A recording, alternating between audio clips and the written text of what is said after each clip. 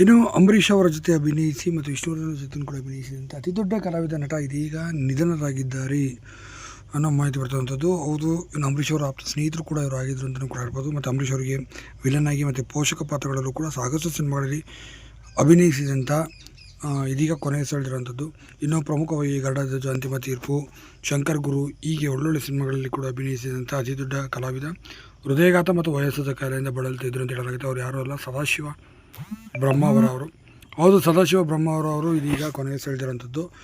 ತೀವ್ರವಾದ ಹೃದಯಘಾತವಾಗಿ ಮತ್ತು ಸಾಕಷ್ಟು ಬಹು ಅಂಗಾಂಗ ವೈಫಲ್ಯಕ್ಕೆ ಒಳಗಾಗಿದ್ರು ಅಂತ ಹೇಳಲಾಗುತ್ತೆ. 85 ವರ್ಷ ಅವರಿಗೆ ವಯಸ್ಸಾಗಿತ್ತು. ವಯಸ್ಸಾದ ಕಾಯ್ದೆ ಕೂಡ ಅವರು ಬಳಲ್ತಿದ್ರು ಅಂತಲೂ ಹೇಳಲಾಗುವಂಥದ್ದು. ಸಾಕಷ್ಟು ಒಳ್ಳೊಳ್ಳೆ ಸಿನಿಮಾಗಳನ್ನು ಕೊಟ್ಟಂಥ ಇವರು ಸುಮಾರು 400ಕ್ಕೂ ಅಧಿಕ ಸಿನಿಮಾಗಳಲ್ಲಿ ಕೂಡ ಅಭಿನಯಿಸಿದ್ದಾರೆ.